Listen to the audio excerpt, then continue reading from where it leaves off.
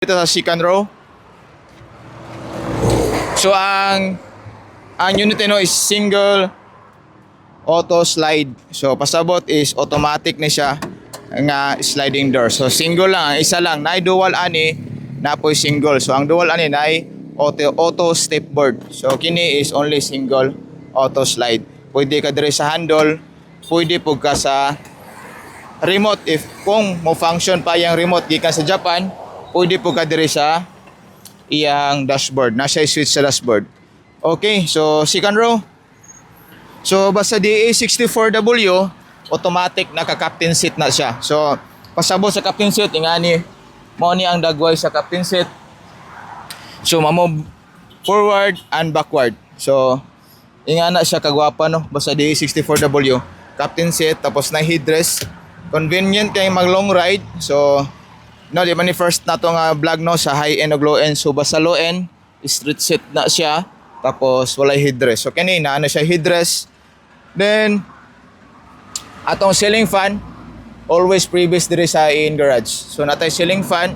So ato naman ang gi-vlog kung sa purpose aning ceiling fan. So ang minivan is dako siya interior, dako siya sulod.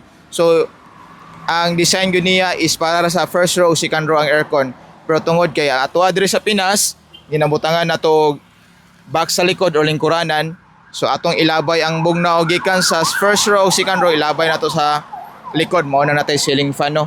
So mao na to makita sa second row. So atong i-fold para makita po ninyo kung unsa siya ma-fold ang iyahang ayun no, captain seat. So diri sa Pikas para full ganyan makita no kung unsa ma-fold ang captain seat sa DA64W.